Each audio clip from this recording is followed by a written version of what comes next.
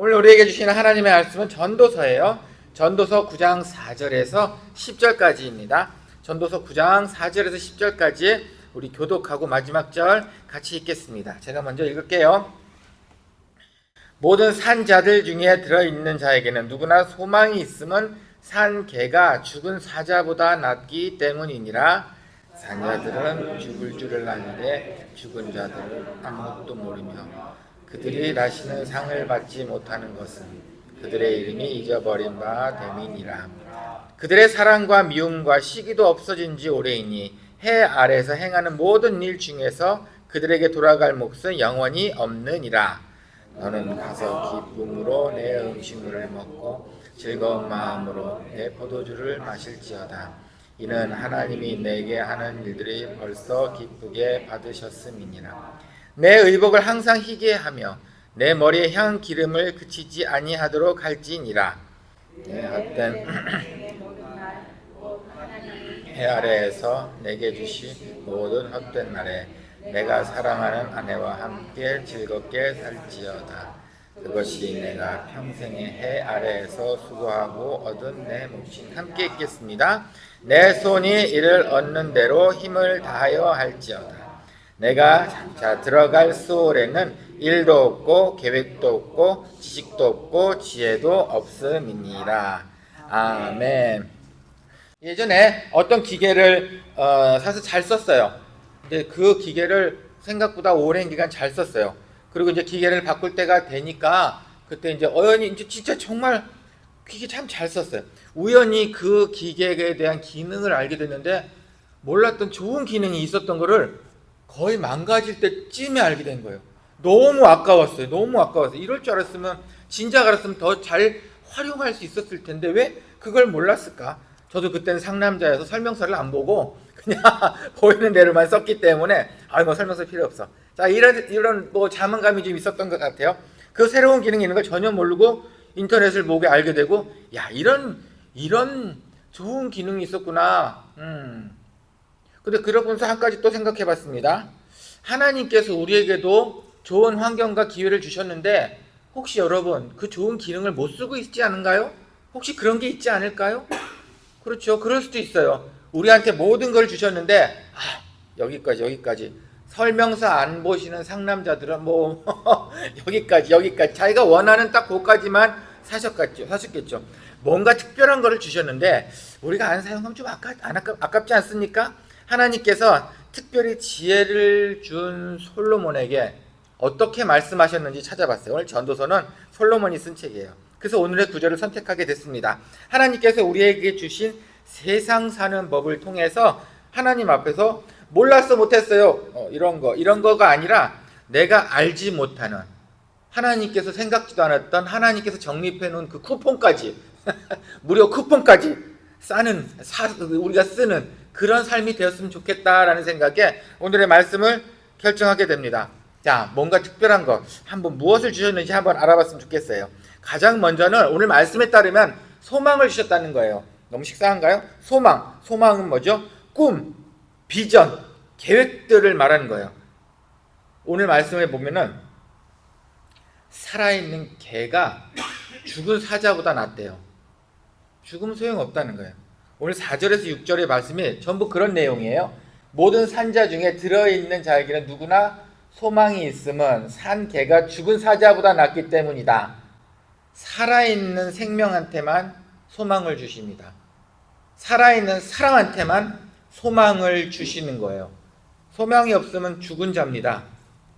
산 자들은 죽은 줄을 알되 죽은 자들은 아무것도 모르며 그들이 다시는 상을 받지 못하는 것은 그들의 이름을 잊어버린 바 됨이니라.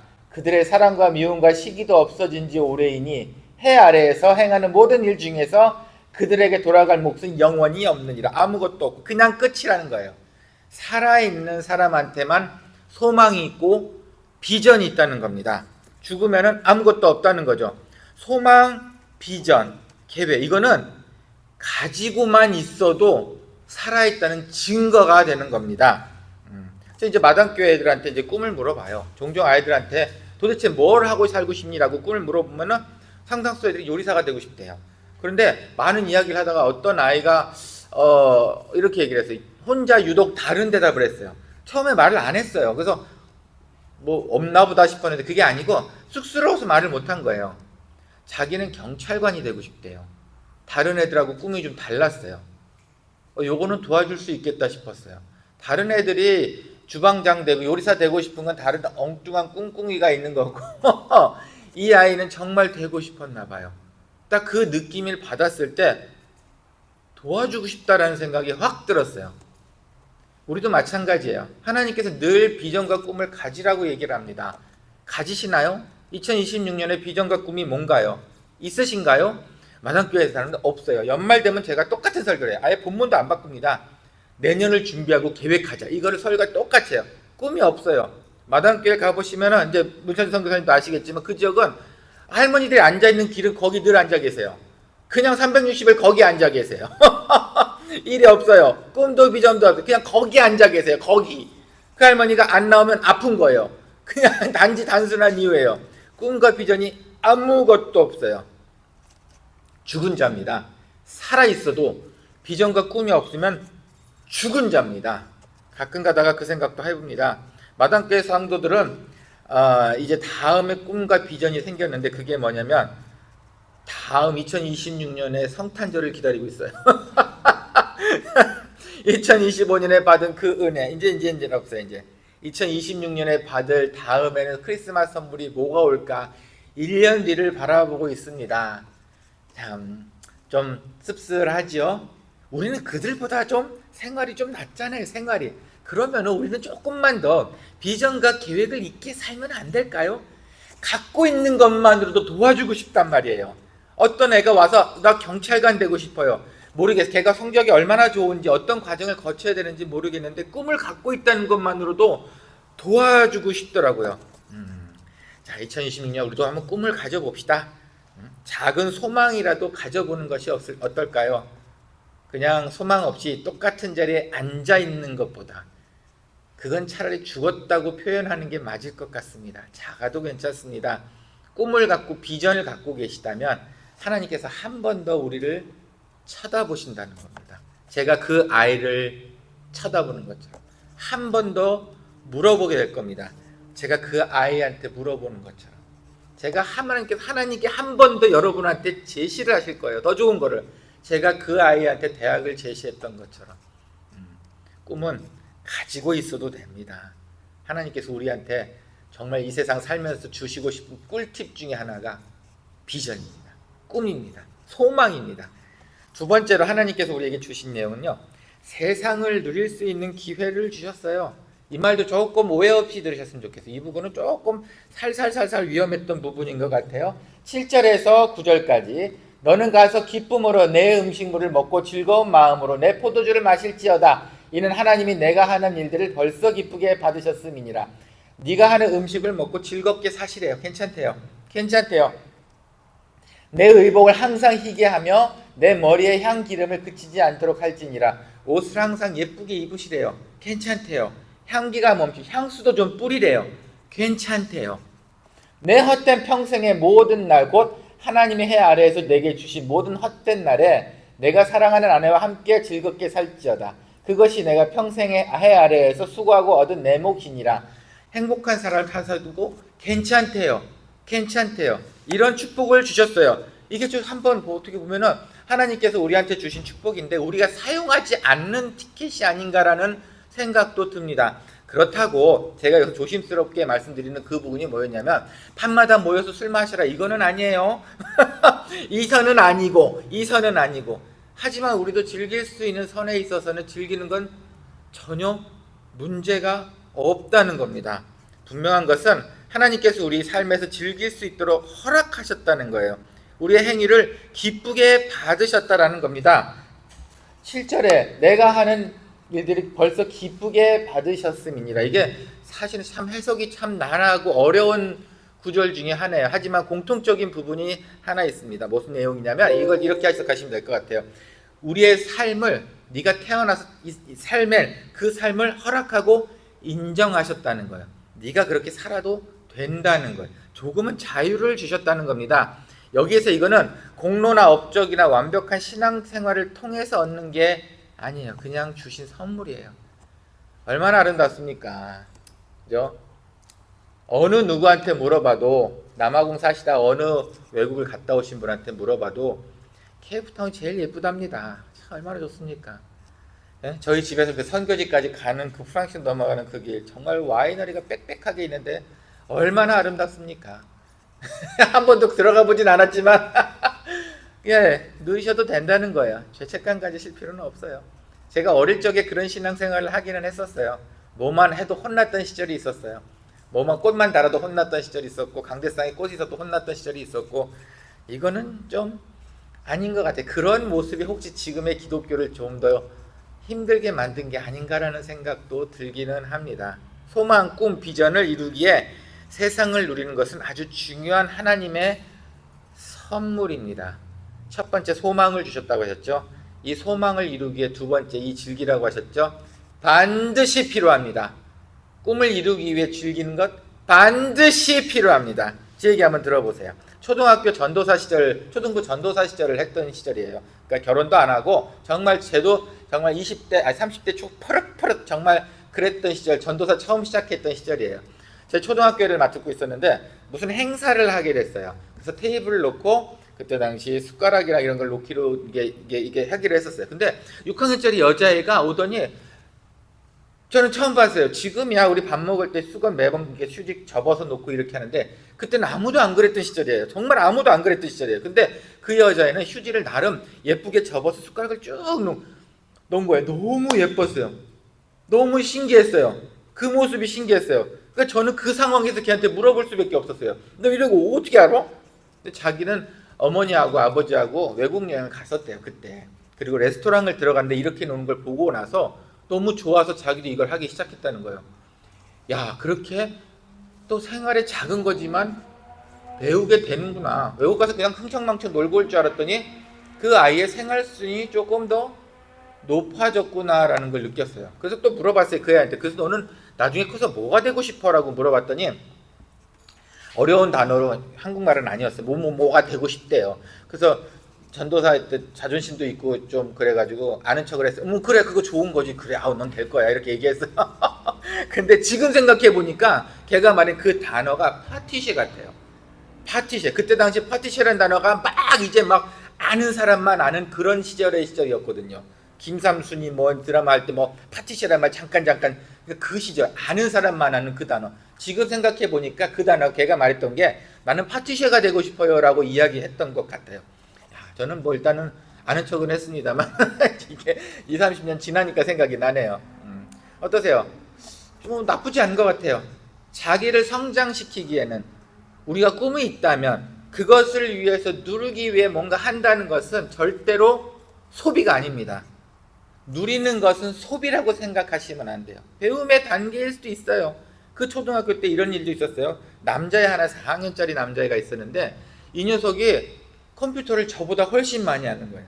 오히려 컴퓨터가 고장이 나면 4학년짜리 애한테 제가 물어봤어요. 야 이거 고장 났는데 이걸 어떻게 해야 돼? 근데 걔가 이렇게 뭐 설명해주고 그때 다시 고쳤어요. 근데 걔는 왜 이렇게 컴퓨터를 잘하게 됐냐면 초등학교 들어가자마자 입학할 때 친구가 없어가지고 하루 종일 게임만 했대요. 조그만 게임기 있잖아요. 그때 당시는 뭐 온라인 그것도 없고 요만한 게임기만 하루 종일 했던 거예요. 하루 종일. 친구도 없고 힘드니까. 그래서 엄마 아빠가 이 아이를 데리고 뭐 이것저것 또 보여줄 겸 해서 용산을 갔던 모양이에요. 용산 전자상가라든가 이런 데 가서 그냥 좀 봐. 그런데 이 애가 때마침 기계에 관심이 있었던 것 같아요. 그래서 아빠가 이렇게 얘기를 했대요. 네가 게임을 하지 말고 게임을 만들어.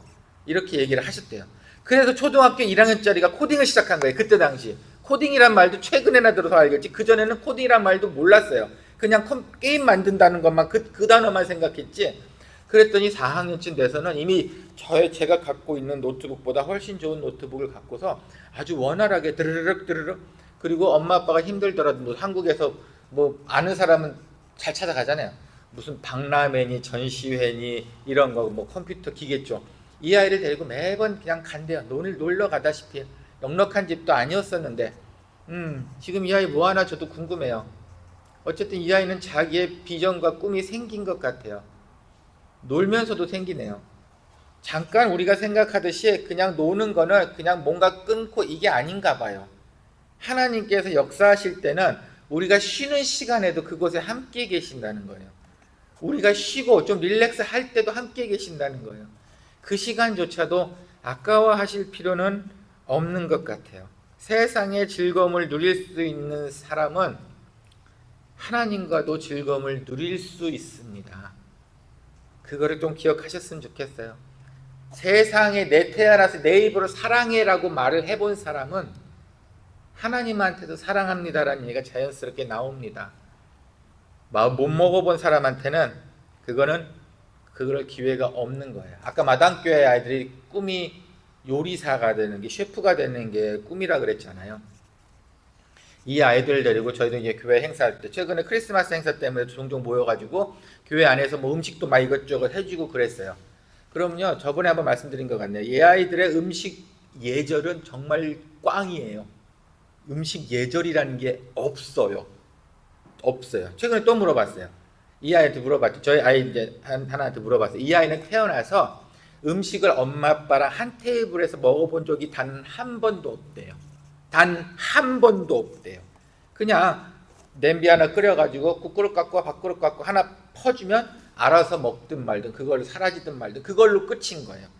이런 아이들한테 야, 네가 셰프가 되고 싶으면은 요리란 무엇이냐면은 이게 될까?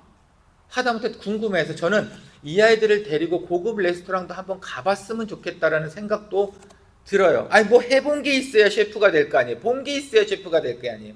얘네들이 본 거는 큰 솥에다가 매짐을 넣고 물 적고 휘휘져서 한 스푼 주는 게 이게 요리인데, 이 아이들이 요리사가 되고 싶은 이유는 그냥 먹을 거 많이 먹을 줄 알고 되고 싶었던 거예요. 그 이상은 아무것도 없습니다. 좀 아쉽죠. 누리세요. 가끔은 누리세요. 누리시는 것도 배우게 됩니다. 정말 지혜로운 사람은 쉬는 가운데서도 배우게 됩니다. 그 마당교회 어느 아주머니들은 이제 백인문화하고 별 수 없이 일을 하잖아요.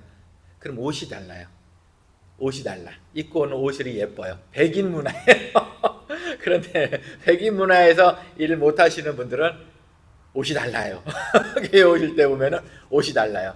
이것도 하나의 비근한 예가 되지 않을까요? 자, 우리의 신앙생활, 우리의 생활, 우리 영적 생활, 과연 넉넉함을 누리고 계십니까? 누리시는 가운데 배우고 계십니까? 아니면 꽁하게 아직도 막혀 계십니까? 한 번 더 생각해 봤으면 좋겠습니다. 세 번째는 최선을 다할 수 있는 시간을 하나님께서 주셨어요. 10절 말씀에 내 손이 이를 얻는 대로 이 힘을 다하여 할지어다. 내가 장차 들어갈 수월에는 일도 없고 계획도 없고 지식도 없고 지혜도 없음이니라. 지금 할 수 있을 때 최선을 다하랍니다. 그냥 첫 번째, 두 번째 막연했죠. 소망은 누워서도 가질 수 있고요. 두 번째 쉬는 거는 어디서든 즐길 수가 있어요. 그걸로 끝날 줄 알았는데 사실은 세 번째 결론을 이렇게 맺네요. 최선을 다하랍니다. 지금 할 수 있을 때 최선을 다하랍니다. 죽음 이후에는 일도 없고 계획도 없고 지식도 없고 지혜도 없대요. 죽으면 끝이라는 얘기죠. 완전히. 그러니까 지금이 바로 그때라는 거예요. 최고의 시간이라는 겁니다. 최선을 다하라고 합니다. 세상에 가장 지혜로웠던, 그리고 세상에서 가장 부유했던 솔로몬의 입에서 나온 얘기예요. 솔로몬은 일할 필요도 없어요. 돈도 많고 먹을 것도 겁날 게 없어요. 그렇게 넉넉히 말년을 살다 예쁘게 죽기만 해도 끝나는 인생인데 이분 입에서 최선을 다하랍니다. 끝난 거 아닌가요? 그 정도 삶이면 가질 돈 다 가졌겠다, 없을 거 다 없겠다. 최선을 다하랍니다. 소망을 가지고 또 세상을 즐기기도 할 수는 있지만 가장 큰 결론으로는 하나님께서 시간을 주셨을 때 최선을 다하라는 이야기를 하고 있습니다. 어디까지가 최선인가요? 어디까지가 최선인가요? 오늘 솔로몬의 얘기 그 얘기를 하네요. 저거를 다시 쭉 해석해 보면 이 얘기입니다. 네가 지옥에 갔을 때 후회 없을 만큼, 지옥 가가지고 맞다, 그때 내가 좀 더 잘할 거, 맞다, 내가 이렇게 할 거, 맞다, 이러지 않을 거죠. 지옥에, 이게 처음에 말씀이 부드럽게 시작해서 덕담으로 끝날 줄 알았는데 결국 오늘 말씀은 정말 솔로몬이 뭐가 단단히 화가 나 있는 것 같은 표현이 들었어요. 네가 지옥에 갔을 때 후회가 없을 줄. 네가 지옥에 가서 다시 돌아볼 필요가 없을 만큼. 이런 말을 저렇게 할 수 있을까? 최근에 아는 목사님들하고 선교사님 몇몇 만나서 잠깐 사담할 시간이 있어서 이야기를 했어요. 그 얘기 중에 하나가 뭐였냐면은 그냥 그 심심하다라는 말이 했던 거. 심심하다. 요즘 애들도 그 심심하다라는 말을 할까? 저도 어렸을 적엔 심심하다는 말 했던 것 같은데 심심하다라는 단어를 써본 적이 이제 거의 기억이 안 나네요. 심심할 틈이 없죠. 그죠? 여러분도 심심할 틈이 없는 것 같아요. 아이들 입에서 나온 이야기겠죠. 근데 그때 그 아이가 몇 명 있었는데 이 아이들이 엄마 아빠들이 수다를 떠는 바람에 방에서 유튜브를 보게끔 틀어줬던 것 같아요. 애들한테 또 좋은 시간이지. 이걸 이때라 놀 수 있는 시간 아닙니까? 그걸 볼 수 있어서. 그랬더니 그 아이들이 가서 좀 보는 30분 지나고 나니까 애 하나가 나오더니 엄마 심심해 그러는 거예요. 왜 심심해? 유튜브 보고 있잖아. 왜 심심해? 저는 그 심심하다는 단어를 너무 안 써본 지 오래돼가지고 그 단어 자체가 너무 생소하게 들렸어요. 여러분도 최근에 심심하다는 생각해 보신 적 있으신가요? 그럴 틈이 있나? 아니 심심한? 그럼 유튜브 보면 되잖아요. 유튜브 그죠? 요즘은 심심을 때울 수 있는 뭔가가 있기 때문에 좀 심심함이 좀 덜할 것 같아요.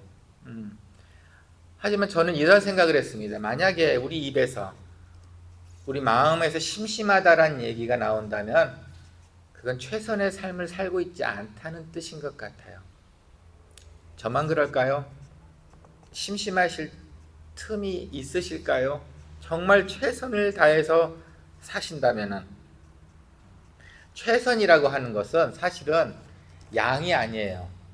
이만큼의 일을 했습니다.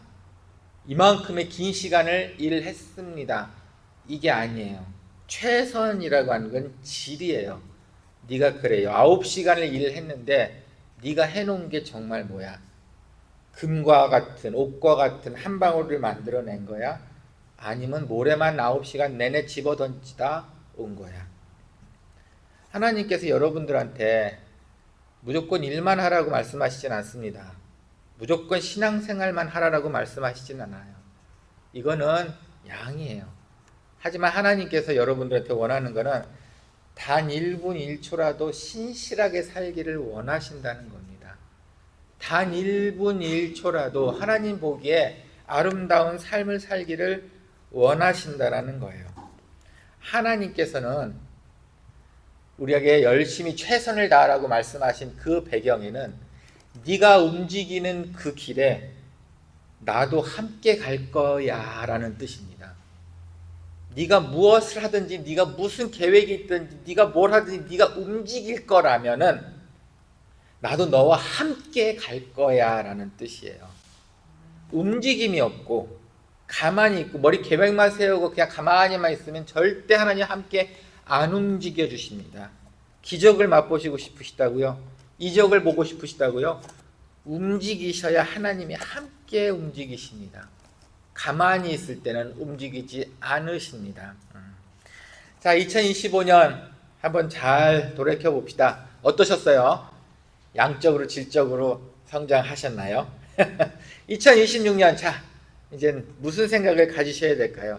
작지만 비전을 한번 가져봅시다. 꿈을 한번 가져봅시다. 그리고 한번 최선 다해봅시다. 그래서 과연 하나님이 나와 함께 움직이시는지 안 움직이시는지 한번 지켜봅시다. 제가 3가지를 말씀을 드렸습니다. 먼저 소망을 가지세요. 소망은 우리가 살아있음을 확인하는 또 하나님께 주목을 받을 수 있는 도구입니다. 그리고 세상을 누릴 수 있을 때 누리세요. 가장 지혜로운 자유는 반드시 나를 성장시킵니다. 하지만 하나님과도 즐거움을 나눈다면 더 즐거운 삶이 되겠죠. 3번째, 최선의 삶을 사세요. 하나님이 일하시는 것을 보시게 될 겁니다. 그런 2026년의 시작이 되었으면 좋겠습니다. 함께 기도합시다. 주님 감사합니다. 우리로 많은 자유를 허락해 주셨습니다. 주의 사랑할 수 있는 사람을 사랑할 수 있게 도와주시고 하나님께서 만든 멋진 것들을 눈으로 확인하고 만지고 먹을 수 있도록 도와주시니, 이런 모든 자유를 주시니 감사합니다. 하지만 우리의 삶 또한 하나님 보시기에 진실하고 최선의 삶을 살기를 소원합니다. 그로 인해서 더 큰 기쁨을 맛보기를 소원합니다. 하나님께서 친히 인도해 주시옵소서. 때로는 우리가 무엇을 해야 할지, 어떻게 해야 할지 모를 때도 있습니다. 그때는 정말 따뜻한 음성으로 말씀해 주시고 따뜻한 몸으로 우리를 안아주시고 더 먼저 앞서가셔서 우리의 이름을 따뜻하게 불러주시옵소서. 따르는 우리에게 가장 큰 축복을 허락해 주시옵소서. 오늘 말씀도 감사합니다. 예수님의 이름으로 기도합니다. 아멘. 이제는 주 예수 그리스도의 은혜와 하나님의 사랑과 성령의 감화 감동 교통하심이 이제는 소망을 갖고 살기를 소원하는, 하지만 자유로운 주님께서 만들어주신 멋진 세상을 누리며 살기를 소원하는, 하지만 또한 최선의 삶을 살기로 소원하는 사랑하는 은총교회 성도님들 머리 위에와, 이젠 좋은 학창시절을 마치고 또 새로운 출발을 기대하고 있는 우리 청년 졸업생들 머리 위에와, 그리고 잠시 이곳을 떠나지만 자기의 사명을 감당하기를 소원하는 우리 승찬 형제 머리 위에 이제로부터 영원히 함께 있을지어다. 아멘.